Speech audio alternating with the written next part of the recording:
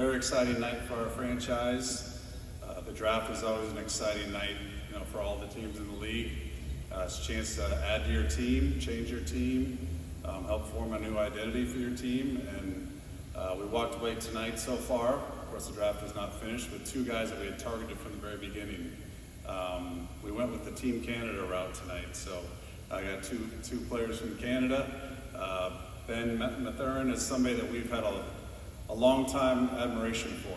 A guy who's got an amazing story of what he's overcome to get to where he's at tonight. Great family, very tenacious, competitive, tough-minded player with a lot of upside. Very excited about his future with us. Got to know Ben through the draft process, really liked his personality. There was obviously a lot of enthusiasm from his side coming to play for us. He looks at our team, sees himself as a great fit, as do we. And Coach Carlisle and our coaching staff see a lot of potential in him moving forward. Still a very young, developing player. He's made amazing strides over the last couple of years from where he started to where he's at today. And we anticipate that to continue. And so we're thrilled to have Ben. And then Andrew Nembhard is a player that we have liked for a long time as well. Very cerebral point guard with great size, a great feel for the game, makes plays for others, tough-minded, calm, but competitive, and just a winning player.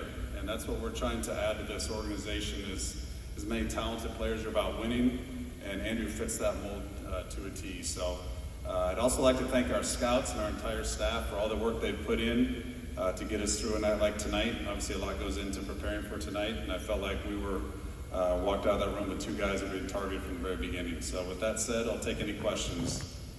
Chad, a lot of people expected fireworks tonight. There's a lot of talk about Brogdon being moved, Miles maybe, you guys moving up, back, whatever. Why didn't any of that stuff come to fruition tonight? Well, I think you're always aggressive in trying to improve your team. And we looked at a lot of different options. At the end of the day, we're very happy with the two selections we made. Tonight is really about Ben and Andrew. The guys you mentioned are important parts of our team and are good players, and we value those players. And we look forward to what this team's going to look like moving forward. Tonight's the first night of an off season for us, and just really thrilled about our new draftees. Hi, Chad. James Boyd, Indy Star. Because of the picks you made, do you think that'll determine what you do next as far as your roster and who's here and who is on this roster by the start of the season in the fall? Potentially. Like I said, tonight is the first night of a lot of opportunities for us to improve our team, and we'll look at all opportunities from like we did tonight, leading into free agency, into the off season. So we're always going to be aggressive, but there's always certain price points that you want to be able to. Sometimes you have to walk away from deals if it's not right for your team. And, we're going to be aggressive in pursuing anything that makes our team better, for us moving forward. We've got a young core of players that we're trying to put together. We've got some good veterans around them. And so we realize where we're at in the process. We obviously had a challenging season, and we're realistic about where we're at right now and where we need to get to. And it's going to take some time. It's not going to happen overnight. But we are very excited about the two young players tonight. I forgot the microphone, rookie move.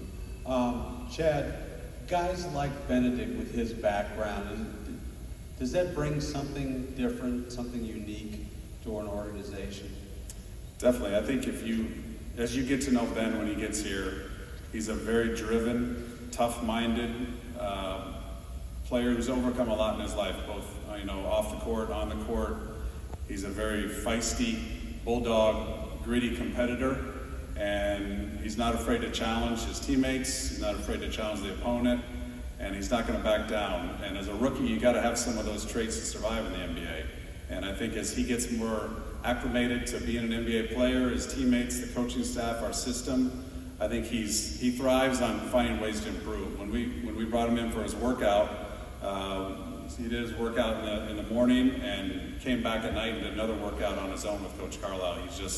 He thrives on getting better. He thrives on coaching, and I think that was something that really stood out to us. We've never had a draft prospect come in and finish his workout and shower and go eat and come back and want to work out again. So that was a very good sign for us that this guy really likes being in the gym, which is a great indicator for a guy who's got a great path of development. Chad, this team has changed a lot in the last 6 months. So as you approached this draft and had such a high pick, how much did fit matter versus best player available? And with Ben specifically, how did he fit into the plans you guys had with that selection? When you're picking at 6, it's the best player. And you know, our team has a lot of needs. I mean, let's be honest, you know, we won 25 games, you know, that you can't be choosy on trying to fill a need. We got to pick the best talent. And we felt at pick 6, Ben was by far, you know, the guy we had targeted. We kind of mapped out how we thought the draft might play out. It was very, very similar to what we had anticipated. And so we had to pick the best player, the best talent we felt Ben was at. Chad, when Kevin talked to us after the lottery, he said 2 things that, among other things, but that he really wanted to bring a potential pick here for a workout, which you guys did, and that he really wanted the pick to want to be a Pacer, want to play basketball in Indiana. What from his time here during his workout and from the time you spent with him maybe sticks out to you to confirm that, hey, he does want to be playing his professional basketball in Indiana?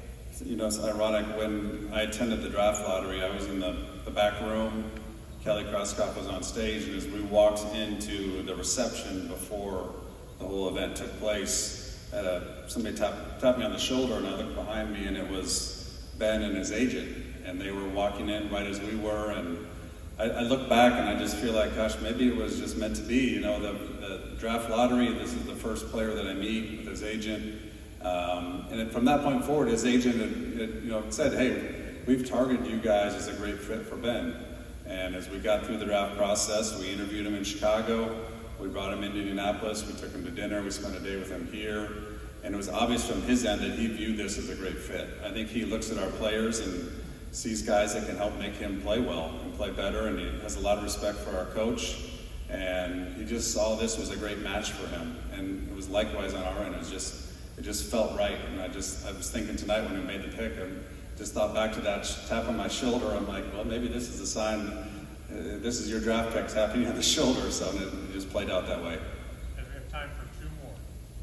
Yeah, Chad, 2 areas where Andrew Nembhard kind of struggled early in his college career and got better was his shooting and his athletic ability. I'm just curious about how you see that translating, you know, at this level, or what he showed in the workout. Sure, I think coming into, if you'd have watched Andrew in high school, you know, his shooting was definitely not an area of strength or confidence for him. And it's still an area he's got to continue to improve on, but he's gotten to the point where now, you know, he's confident at least shooting an open shot if the defense is going to give that to him.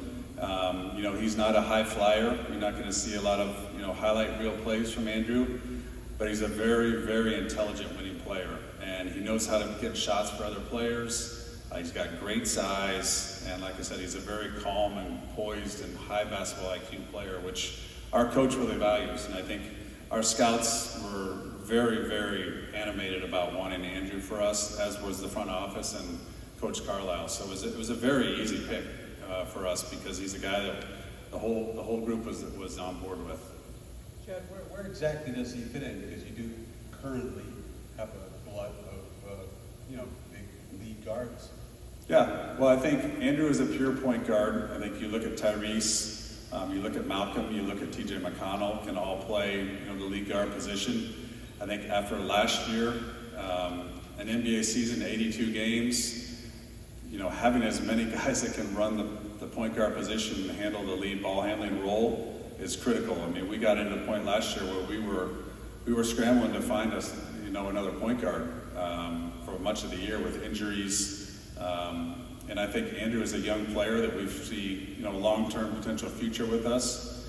And as we look at, you know, historically, lots of times that early second round, you're looking for guys who are 4-year players that have a winning pedigree, that have played in big games for big-time programs, for great coaches. And Andrew checks a lot of those boxes. So I think today's game is all about guys that can handle the ball and make plays. And the more of those that you can have, the better.